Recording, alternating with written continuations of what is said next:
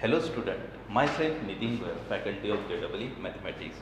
Last lecture में हमने देखा था क्यूब रूट ऑफ यूनिटी। हमने बोला था क्यूब रूट ऑफ यूनिटी बोले तो 1 का पावर 1/3। उसमें हमने देखा था कि अगर मैं रियल नंबर की बात करता हूँ तो क्यूब रूट ऑफ यूनिटी में एक ही वैल्यू आती है, एक ही सॉल्यूशन आता है जो 1 होता है। लेकिन मैं कॉम्प्लेक्स नंबर की बात करता हूँ तो दैट टाइम दो सॉल्यूशन और होते हैं, वो कॉम्प्लेक्स सॉल्यूशन होते हैं। और उसमें हमने बोला था क्यूब रूट ऑफ यूनिटी क्या है। क्यूब रूट ऑफ यूनिटी क्या था हमारा 1 था, उसके बाद ओमेगा था, उसके बाद ओमेगा स्क्वायर था। ओमेगा बोले तो क्या था तुम्हारा -1 plus under root of 3i upon 2, ये क्या था हमारा ओमेगा था।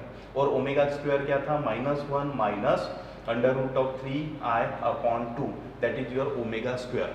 उसके बाद हमने क्या कर लिया था, इसको हमने कन्वर्ट किया था किस में, यूलर्स फॉर्म में। यूलर्स फॉर्म में इसका कन्वर्जन क्या हुआ था, z इक्वल टू क्या था e⁻²π/3 दैट इज। और यहाँ पे क्या था, मॉड्यूलस जो था यानी मॉड ऑफ z कितना था, जिसको हम r बोलते थे वो 1 था, इसलिए 1 के मल्टीप्लिकेशन में लिख के मतलब नहीं है। यहाँ पे जो था इसका यूलर्स फॉर्म क्या था, z इक्वल टू e⁻²π/3।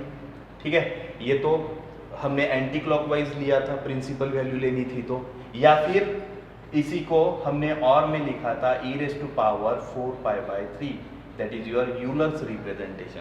उसके बाद उसकी हमने प्रॉपर्टीज पढ़ी थी। बोला था कि जो मॉड्यूलस होता है, जो क्यूब रूट ऑफ यूनिटी के जो रूट्स है उनके मॉड्यूलस किसके बराबर होते हैं, 1 के बराबर होते हैं। उनकी सम किसके बराबर होती है, 0 के बराबर होती है। उनका प्रोडक्ट किसके बराबर होता है, क्यूब के बराबर होता है। और उसके बाद हमने बोला था अगर मैं आर्गन प्लेन में ओमेगा, ओमेगा स्क्वायर और 1 इसको ये प्लॉट करता हूँ तो जो ट्रायंगल बनता है वो ट्रायंगल क्या था तुम्हारा, इक्विलैटरल ट्रायंगल था। ये हमने लास्ट लेक्चर में पढ़ा था। उसके बाद हमने ये पढ़ा था कि ओमेगा का पावर अगर मल्टीपल ऑफ 3 है तो इसका आंसर हमेशा 1 होता था। इसका आंसर क्या होता था, 1 होता था। मल्टीपल ऑफ 3 यानी 6 3 का मल्टीपल है, 12 3 का मल्टीपल है, दैट इज द वैल्यू। अगर पावर क्या है, मल्टीपल ऑफ 3 है तो इसकी वैल्यू हमेशा क्या होती है, 1 होती है। इसीलिए मैं ओमेगा का कोई भी पावर में कैलकुलेट कर सकता हूँ। जैसे कि ओमेगा पावर अगर 25 है, ठीक है, तो मैं इसको क्या लिखूंगा, ओमेगा पावर 24 + 1 ऐसे लिख सकता हूँ, है ना। और अगर ये 24 + 1 है तो मेरे को पता है पावर की एडिशन हुई है, तो मेरे को पता है कि इसको मैं सेपरेट करूंगा तो ये ओमेगा पावर 24 बनेगा इंटू ओमेगा पावर 1, है ना। तो ओमेगा 24 बोले तो ये क्या है, 3 का मल्टीपल है ना। ये क्या है, 3 का मल्टीपल है। अच्छा, 3 का मल्टीपल है तो इसकी वैल्यू क्या रहेगी, 1 बन जाएगी। और ये बन जाएगा आपका ओमेगा। इस तरह आप क्या निकाल सकते हो, ओमेगा का कोई भी हाईएस्ट पावर निकाल सकते हो। आपको सिंपल क्या करना है, जो भी पावर रहेगा उसको क्या कर लेना है, 3 से डिवाइड कर लेना है और आपको ये फॉर्म में आपको उसको सेपरेट कर देना है, ठीक है, रिप्रेजेंट कर देना है। आज हम देखने वाले हैं integral power of iota.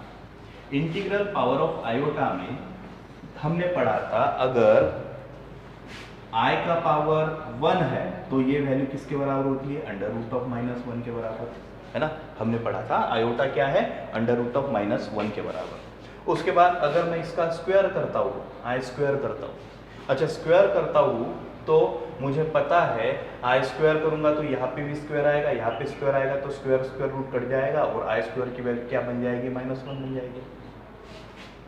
Similarly मैं i³ करता हूँ, i³, अच्छा i³ को लिखने का तरीका एक हो सकता है क्या, i² × i, ये तरीका है।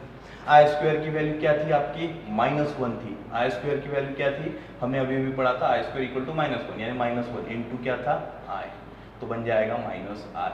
यानी आप बोल सकते हो कि i³ किसके बराबर, -i के बराबर, ठीक है। Similarly i⁴ nothing but your i² × i², है ना। i² की वैल्यू -1, ये वैल्यू -1, i² की वैल्यू -1, अच्छा -1 × -1 +1, तो ये क्या बनेगा, 1 बनेगा, ठीक है। अच्छा इसीलिए i⁴ ये किसके बराबर रहेगा, 1 के बराबर रहेगा, ये किसके बराबर रहेगा, 1 के बराबर। और यहाँ से एक बात निकल के आती है, अगर आयोटा का पावर मल्टीपल ऑफ 3 है, आयोटा का पावर क्या है, सॉरी आयोटा का पावर अगर मल्टीपल ऑफ 4 है तो उसका आंसर हमेशा क्या रहेगा, 1 रहेगा। अगर आयोटा का पावर मल्टीपल ऑफ 4 है तो उसका आंसर हमेशा क्या रहेगा, 1 रहेगा। अच्छा, ये वाली साइकिल बाद में रिपीट होती जाएगी, ये वाली साइकिल बाद में रिपीट हो जाएगी। i⁵ की वैल्यू आई मिलेगी, आपको क्या मिलेगी, आई मिलेगी, क्योंकि i⁵ बोले तो क्या लिखोगे, i⁴ इंटू आई। अच्छा, i⁴ बोले तो 1 और 1 इंटू आई बोले तो आई, यानी ये वाली साइकिल रिपीट हो जाएगी। ठीक है, तो हमेशा ध्यान में रखना है कि इंटीग्रल पावर ऑफ आयोटा में हमेशा ध्यान में रखो, i का पावर 1 है तो वो √-1 है, i² -1 के बराबर, i³ किसके बराबर, माइनस i के बराबर, i⁴ किसके बराबर, 1 के बराबर। अब उसके बाद यहाँ पे प्रॉपर्टी लिख सकते हो, अगर i का पावर 4n = 1 है ना, और मैं यहाँ पे लिख रहा हूँ where n belongs to integer, n कहाँ से बिलोंग करेगा, इंटीजर से बिलोंग करेगा, n कहाँ से बिलोंग करेगा, इंटीजर से बिलोंग करेगा, n कहाँ से बिलोंग करेगा, इंटीजर से बिलोंग करेगा। ठीक है, अगर आपका n इंटीजर से बिलोंग करता है और ये क्या है, मल्टीपल ऑफ 4 है, तो i⁴ multiple of 4 answer always कितना रहेगा, 1 रहेगा। यानी i⁴ 16 is the multiple of 4, therefore answer क्या रहेगा, 1 रहेगा। सॉल्यूशन करने की भी जरूरत नहीं है, क्योंकि यहाँ पे हम क्या कर रहे हैं कि मल्टीपल ऑफ 4 है तो आंसर डायरेक्ट क्या रहेगा, 1 रहेगा। इसको कैलकुलेट भी करने की जरूरत नहीं है। अब देखते हैं, अगर i⁴n + 1 है, दैट इज अगेन 4n क्या है, मल्टीपल ऑफ 4, इसको आप क्या लिख सकते हो, i⁴n into i⁴1 by using laws of exponent. अगर मैं पावर की एडिशन कर सकता हूँ, है ना, तो क्या होता था, अगर दोनों के बेस सेम है और पावर दोनों के बेस सेम है तो पावर की एडिशन होती है by using laws of exponent. तो यहाँ पे मैंने क्या कर दिया, पावर क्या कर दिया, सेपरेट कर दिया, यही पावर i को जाएगा, यही पावर इसको जाएगा और प्रोडक्ट रहेगा यहाँ पे। तो i⁴n क्या है, मल्टीपल ऑफ 4 है ना, पावर क्या है, मल्टीपल ऑफ 4 है, और जिसकी वैल्यू कितनी है, 1, तो ये क्या बनेगा, 1 into I, that is I. यानी अगर आपका पावर 4n + 1 है तो इसका आंसर कितना आएगा, आई आएगा। उसके बाद i⁴n + 2 है तो इसका आंसर कितना आएगा, i⁴n इंटू i²। अच्छा, i⁴n की वैल्यू 1 और i² की वैल्यू -1, तो ये क्या आ जाएगा, -1 आएगा। ठीक है, और उसके बाद i⁴n + 3 है तो इसका आंसर क्या आएगा, i⁴n रहेगा इंटू में i का क्यूब, है ना। i⁴n की वैल्यू कितनी रहेगी, 1, क्योंकि वो पावर क्या है, 4 का मल्टीपल है। अच्छा, ये वैल्यू अगर 1 है तो बचा क्या, i³, और i³ की वैल्यू कितनी थी, -i थी, i³ की वैल्यू कितनी थी, -i थी, तो इसका आंसर कितना आएगा, -i आएगा। ठीक है, तो ये जनरलाइजेशन हो गया, ये आपका क्या हो गया, इंटीग्रल पावर ऑफ आयोटा का जनरलाइजेशन हो गया। अब देखना है, देखो इसमें कुछ भी नहीं करना है, अगर मुझे i⁻27 कैलकुलेट करना है तो मैं सिंपल क्या करूंगा, ये देखो i⁻27 कैलकुलेट करने के लिए आप ऐसे तो नहीं कर सकते हो, i⁴ वगैरह मल्टीप्लाइड करते हुए, है ना, वो बहुत ही टाइम कंज्यूमिंग रहेगा।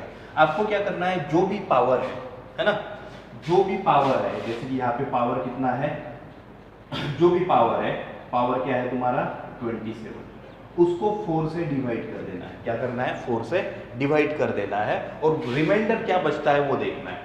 जैसे कि अगर मैं 27 को 4 से डिवाइड करता हूं तो यहाँ पे आएगा 24, और यहाँ पे रिमाइंडर कितना बच रहा है, 3 बच रहा है। तो जो भी रिमाइंडर रहेगा, जो भी रिमाइंडर रहेगा, आप इसको लिख सकते हो i⁻3, क्योंकि आप जो बाकी जो बचेगा वो क्या रहेगा, मल्टीपल ऑफ क्या रहेगा, 4 रहेगा, मल्टीपल ऑफ 4 रहेगा, इसका मतलब उसकी वैल्यू 1 होने वाली है, और बचेगा क्या, सिर्फ रिमाइंडर। जो भी रिमाइंडर रहेगा वो i का पावर में लिख देना है, और i³ की वैल्यू कितनी रहेगी, -1 रहेगी, माइनस आई रहेगी। ठीक है, आई क्यूब की वैल्यू कितनी रहेगी, माइनस आई रहेगी। हमेशा ध्यान में रखना है, अगर मुझे integral power of iota calculate करना है, अगर मुझे integral power of iota calculate करना है, छोटे मोटे पावर रहे तो डायरेक्ट कैलकुलेट हो जाएंगे, लेकिन अगर मुझे बड़े पावर कैलकुलेट करना है ना, अगर मुझे बड़े पावर कैलकुलेट करना है तो दैट टाइम ध्यान में रखना उस पावर को आप क्या करोगे, 4 से डिवाइड करोगे। अच्छा, 4 से डिवाइड करने के बाद, 4 से डिवाइड करने के बाद जो रिमाइंडर बचता है, जो रिमाइंडर बचता है वो क्या रहेगा, तुम्हारा आई का पावर चढ़ा देना, यानी आई रेज़ टू पावर 27 किसके बराबर रहेगा, आई क्यूब के बराबर रहेगा। किसके बराबर रहेगा, आई क्यूब, और आई क्यूब की वैल्यू माइनस आई रहेगी। अगर मुझे आई रेज़ टू पावर 231 कैलकुलेट करना है तो मैं सिंपल क्या करूंगा कि ये 231 है ना, इसको मैं 4 से डिवाइड करूंगा। देखो 4 से डिवाइड करना है, इसका ये नंबर 4 से डिवाइड होगा या नहीं होगा, इसका एक सिंपल फंडा है कि लास्ट के 2 डिजिट को आप डिवाइड करके देखना है। ठीक है, लास्ट के पूरे इसको डिवाइड करके देखने की जरूरत नहीं है। जैसे कि 31 को 4 से डिवाइड करो, ठीक है, तो ये 7 टाइम 28, ठीक है, यहाँ पे बचा 3, रिमाइंडर कितना बचा 3, इधर 0, यानी ये जो है 2 raise to power 231 it is equal to i cube, that is nothing but your again minus i. तो आपको क्या करना है, simple integral power of iota, highest अगर पावर है तो उसको 4 से डिवाइड करना है, और 4 से डिवाइड करने के बाद जो रिमाइंडर बचता है वो आई के पावर में लगा देना है। That is the use of this concept. ठीक है, अगर integral power, highest integral power है तो 4 से डिवाइड करके उसको लोअर में कन्वर्ट करना है, और उसके बाद ये वाले रिजल्ट यूज करना है, जैसे कि आई किसके बराबर, अंडर रूट ऑफ -1 के बराबर, आई स्क्वायर -1 के बराबर, आई क्यूब किसके बराबर, माइनस आई के बराबर, आई रेज़ टू पावर 4 किसके बराबर, 1 के बराबर। ठीक है, that is integral power of iota. अच्छा, ये क्वेश्चंस होते हैं, इस पे क्वेश्चंस होते हैं, ये कैलकुलेशन कैसे करना है मैंने आपको बोल दिया है कि पावर को किससे डिवाइड करना है, 4 से डिवाइड करना है। अब नेक्स्ट लेक्चर में हम इसका छोटा सा लास्ट वाला पार्ट बचा है, that is your geometry of complex number. ठीक है, ज्योमेट्री ऑफ कॉम्प्लेक्स नंबर हम कल के लेक्चर में देखेंगे। आज के लिए इतना ही। क्यूब रूट ऑफ यूनिटी और ये दोनों टॉपिक आपको करना ज़रूरी है। ठीक है, और जितने टॉपिक हम कर रहे हैं उस पर JEE में उस फ्रेम पे क्वेश्चन होते हैं, उसी टॉपिक पे क्वेश्चन फ्रेम किया जाता है, ज़्यादा कुछ पढ़ने की ज़रूरत नहीं है। ऑलमोस्ट सभी हमने कवर कर लिया है कॉम्प्लेक्स नंबर में, और ज्योमेट्री ऑफ कॉम्प्लेक्स नंबर होने के बाद हम हमारा चैप्टर हमारे प्रॉब्लम के सॉल्यूशन स्टार्ट कर लेंगे। ठीक है, थैंक यू वेरी मच।